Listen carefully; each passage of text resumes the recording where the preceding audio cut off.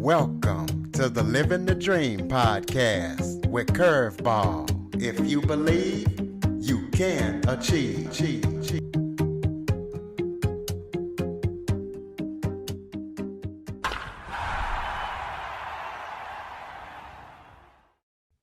Welcome to the Living the Dream with Curveball podcast, a show where I interview guests that teach, motivate, and inspire. Today, I am joined by Joseph Gioconda. Joseph is a unique combination of a successful trial attorney and a successful horror author. Joe, when he was young, was training to be a priest, but he wanted to live a secular life. So he went to law school, and he was able to use his writing skills and power of persuasion to become a successful author. Joe, thank you so much for joining me today. Thank you. I appreciate it. Thank you. Why don't you start off by giving everybody a little bit of background about yourself? Sure. So, as you mentioned, when I was a young man, I thought I might want to pursue the vocation of being a Catholic priest, and I attended the seminary for 4 years in New York. I ended up leaving and not wanting to become a priest. I didn't feel that vocation was for me, and I later got married and had 2 children. And I went to law school and became a trial attorney, as you mentioned, which I've been doing for 25 years now. And along the way, I found it challenged but I wanted to overcome it, to be a fiction writer, because my training was in being a lawyer and my writing skills were, writing legal briefs and contracts and boring documents like that. And I wanted to be able to write fiction because I'm a fan of fiction. I love movies. I love reading books, especially horror, paranormal, and thrillers and mysteries, suspense books. And so I wanted to try my hand at being actually a writer as well as a reader. Well, other than the horror genre of writing, what has been a major influence on your life? The other influences, I would say, are being a lawyer, because my writing, I want to be precise, and I want it to be to the extent that it's based on a true story. I want to stay true to original facts and documents. So when I write historical fiction, I try to do lots and lots of research. And the other influence on me, I think, is as a reader, as a fan of horror and of thrillers and mystery books, I think great writers in those genres have influenced me as a writer as well. Well, the term horror kind of carries, I guess, a bad name. So what is your opinion on the term horror, and how do you feel that what can we do to get past negativity of that term? It's a good question. I think over the years, horror became cliche. I don't know how else to describe it, kind of mainstream to the point of being dull and not particularly scary. And what I consider true horror is not necessarily the traditional, necessarily the haunted house or that kind of thing. True horror can be in really anything that we find truly terrifying. It could be scientists who decides that they're going to invent and unleash a deadly virus to destroy humanity. That could be terrifying, obviously. Could be a serial killer who is amoral and has no regard for human life and feels that, murdering people is a pleasurable thing and has absolutely no sense of conscience. Those are true horrible stories. They strike terror in people. And I think it's important to not be desensitized to those things so the concept of horror just becomes cliche. True horror is whatever we find very scary to our core of our being. Well, where do you see horror going in the next few years, given the current state of the world? Well, I think one of the most important developments in horror has been inviting diverse voices. And I think that having a diversity of views into what is truly scary throughout the world. For example, in one of my books is an anthology called Fleeting Chills, and I invited in addition to myself, 9 other authors from around the world, from China to the United Kingdom to other countries, to write what they found frightening and terrifying. And I found that sheer terror and horror is truly universal if it's effective. So I think you're going to see a continued development of the diversity of voices so that people who are from other cultures can translate what they find terrifying into a world. I also think that you're going to see an evolution of just having gone through COVID and seeing all the implications for society of a deadly virus. I think is going to open up people's eyes to fears and concepts that 10 years ago probably weren't realistic. And I think that people are finding the developments from COVID really scary, and that will affect things. But horror develops with the world, right? As the world changes, what we perceive as frightening changes. So it's hard to predict where it's going to go, but I think those are directions we're likely to see. Why do you think people still enjoy reading horror despite its sometimes dark and violent context? I think horror taps into our unconscious fears. If you think about our experience, our shared experience as a species, you go back 10,000 or 15,000 years, and people were living out really exposed to the elements and exposed to warring tribes and warring factions of other tribes and animals, wild animals. And, we had no electricity. And so you were living out in the darkness. So on some level, the darkness has always been a source of fear for humanity because it represents the unknown. And in many senses, horror, well-written horror in books and as well as in movies, captures that fear of the unknown. And I think that violence is only one part of horror in that darkness, right? The darkness itself is frightening, and it may be because there's something threatening in it, like an animal or an enemy, but it's just the unknown itself. And I think horror books and well written books at least tap into that fear, regardless of whether or not it is necessarily violent. What do you feel like is missing from the horror genre? I think as I mentioned earlier, the diversity of voices, I think, is missing. I also think creativity is missing. I think what happens in a lot of the horror genre is there's just a recycling of whatever seems to have worked. And so you see sequels over and over and over again because the producers and the investors don't want to take a chance. They want to just basically gamble on something that they think is likely to work and sell. And what we've seen over decades now is that the books and movies in horror that are the most groundbreaking are the ones that are successful. And so when you constantly just reinvent the same story over and over again, I think you're really desensitizing the world and you're not going to be successful. I mean, who wants to see the same boring haunted house story, a millionth time? You want to hear something new. And I think that's what's really missing in the horror genre is the creativity of exploring things from different perspectives. Got a couple of questions for you about the writing process. Mm-hmm. What aspects of the writing process do you find the most difficult? There's two parts of writing that are really hard. One is getting started, and the other is getting finished. Getting started is always challenging because you have all of these ideas in your head and you don't know which direction they're going to go. And you're trying to get motivated to overcome that initial hurdle of getting started, putting pen to paper, so to speak. And then once you get started and you're on a roll, you just start writing and writing and writing. The hard part, an equally hard part, is finishing the story and closing the book and saying, okay, that's my first draft. It's easy to fall into a pit of either not getting started or not getting finished, right? It's you have to set limits on yourself. So finding ideas for a good writer is not hard. It's the discipline of starting a project and finishing a project. That is, to me, the hardest part of the process. Talk about how you have developed as a writer over the years.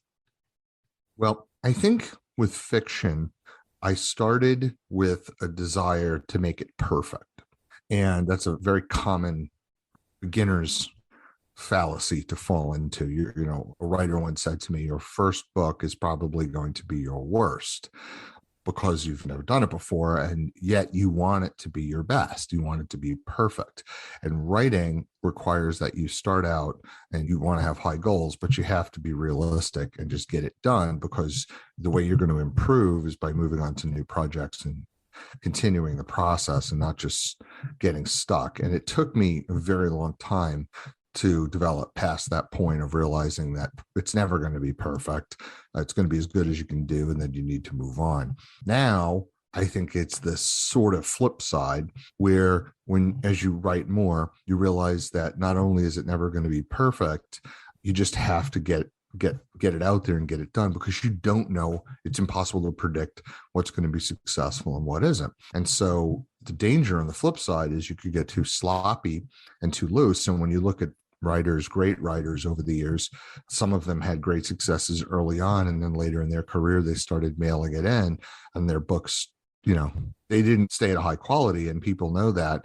They keep reading them in a hope that they're going to recapture their former glory. But I think established writers can fall into the flip side of it, of not only not seeking perfection, but sort of mailing it in and not getting it done.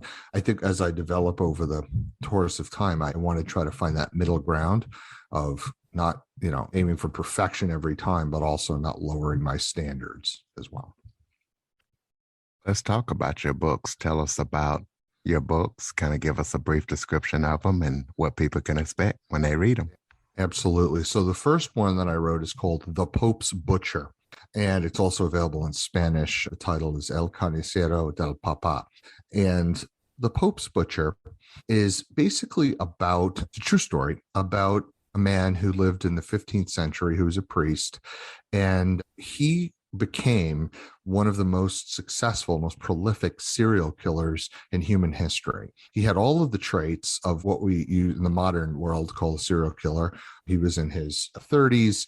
He was a man who had the ability to hide his crimes. He was intelligent, he was educated, and he was able to get away literally with murder. He killed hundreds of women that were his targets primarily. He used the power of the church to cover up his crimes by becoming an inquisitor. He worked in the church's inquisition. And what the Inquisition did is they hunted down witchcraft, witches, and heretics, and they burned them at the stake kind of thing. But he was not satisfied with that. He wanted to torture and kill women in gruesome ways, because he was not just a well-intentioned man, I believe. I think he was a very, very evil man and a very sick man. And the story is not just about him, but the milieu that he lived in was fascinating, because the church was covering up his murders.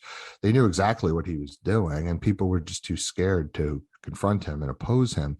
And so he was doing some very strange things within the confines of the church. And by doing those things, he was becoming a historical figure of great evil. So the story is basically about, as I said, it's basically not just about one man, but it's about the whole milieu that he was operating in. And it traces the story of a fictional character who we don't, basically I used as a way to explore the history and understand exactly what happened in the true story of this serial killer. So he travels throughout Europe. He uncovers a dark conspiracy that happened within the church to cover up these murders. And so The Pope's Butcher was, as I said, based extensively on history that I did. But it is a story. It is a story about redemption and love and good and evil, and explores all of the ways in which the world copes with the question and the problem of evil. Okay, well, you want to talk about your other books, or you can tell us about any projects that you're currently working on, or upcoming projects that we need to know about?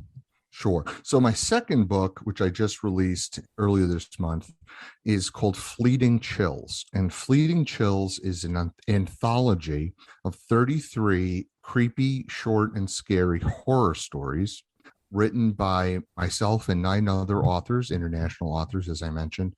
And they are exactly that. They're creepy, short, and scary. They don't have any one particular theme. They really explore all the different things, different topics that people find terrifying, ranging from the paranormal, serial killers, people going missing, people having visions and hallucinations and exploring all kinds of things that go bump in the night. And so it's a perfect anthology for people who like short stories and want to enjoy them, especially in this Halloween season. And that is also available on Amazon. I should mention both Pope's Butcher and Fleeting Children are available on Amazon. The third book I want to mention is coming out in the middle of October, launching that in Salem, Massachusetts, in front of the mansion in which the house set in, the story is set in. And it's called Salem's Ropes, the name of that book. And Salem's Ropes is about the Ropes mansion and garden. It's a real mansion that's been around for 300 years, and it has had quite a history throughout America. You know, it was built long before the United States was founded, and still exists today in beautiful condition. And the history of that mansion is sort of the story of America. It went through many different hands, Ropes family, and it experienced many different murders, deaths, and suicides. It began with the Salem witch trials in the late 17th century. And then the owners experienced hardship because they were conflicted between supporting the crown in England or battling for independence. And because they took the wrong side, they supported the king. The owner was murdered by patriots, so to speak, in Massachusetts in the 1770s. And then it went through a couple of other family heirs, the house, and then people would continue to die in the house in really gruesome and bizarre ways, inexplicable ways. One woman caught fire, her petticoat caught fire, and she burned to death. And so there have been many horrible stories. And the story goes that recently, like within the last century, there have been many, many stories of the paranormal occurring in that house from credible witnesses, in some cases guards who worked inside, museum guides, as well as regular folks. And so the house is now a mansion, museum. The mansion is now a museum. And I wrote a story, a fictionalized story that draws on the true accounts of the things that happened in the Ropes mansion over time. And the story is based on a fictional family that moves into the mansion in modern times and delves into the secrets of the house and where the curse could have come from. And it explores the origin of the curse of the Ropes mansion, which may go back as early as the Salem witch trials, and follows it through to modern times. Well, I know you're also a successful trial attorney. Let's talk about the biggest trial or maybe the most high profile trial that you've ever tried. I've had some pretty interesting ones over the years. Most of my work is in the intellectual property space. So my clients tend to be very large fashion companies, entertainment companies, designers, entrepreneurs, folks like that. I think some of my most high profile trials involved people who were stealing very valuable brands and designs of my clients who were fashion designers. I've had the good fortune of representing clients like Hermes and Tiffany, companies like that. And the folks out there who ripped them off, they were infringers. That is, they were stealing intellectual property. They were stealing the good name of these designers who had worked very, very hard to develop the goodwill among customers, and their whole approach or business model was to pass their products off as those of coming from the designers themselves. And so we've had many jury trials over the years and appeals. And I find it's really interesting that people respond very differently to the concept of owning an idea or owning a brand. And as a trial lawyer, you have to explain to a jury exactly what it means to own a trademark or a copyright or a patent and have that brand stolen and infringed upon by someone who's essentially a thief. That's what a brand counterfeiter is. And so my most high profile trial is probably related to that topic. And that's been going on. I still do that today. I have some very big clients from around the world, and I still work for them. The fiction writing is really my hobby, sort of a part-time hobby that I hope someday becomes a full-time gig. But for now, I still practice law. Go ahead and throw out your contact information where people can purchase your books, if you have a website and any social media links so people can connect with you. Okay, so what I would say is folks should start with Amazon. I have an author page on Amazon.com that lays out all the different projects that are available to buy from Amazon. All my books are available on Kindle Unlimited. They're available in paperback, and they are or shortly will be available in Audible and audiobooks as well. So I would recommend folks start with Amazon, and then they could check out. I have websites for each of my books, like thepopesbutcher.com is a website devoted just to the book. But I really recommend folks start and with Amazon, just because the book is available in so many different formats on there, as well as audiobook. Do you have any final thoughts before we close it out? No, I just very much appreciate the opportunity, and I hope your listeners found something interesting today in what I talked about, and can look a little bit further into the work I've been doing in these books, and maybe they could find some time to take a read and leave a nice review if they like it. Ladies and gentlemen, go to Amazon to purchase the books. Also, be sure to follow, rate, review, share this episode to as many people as possible after listening. Android listeners, go to the Google Play Store and download the Living the Dream with Curveball podcast app. Joe, Gioconda, thank you so much for joining me today. Thank you very much. I appreciate it. For more information on the Living the Dream podcast, visit www.djcurveball.com. Until next time, stay focused on living the dream.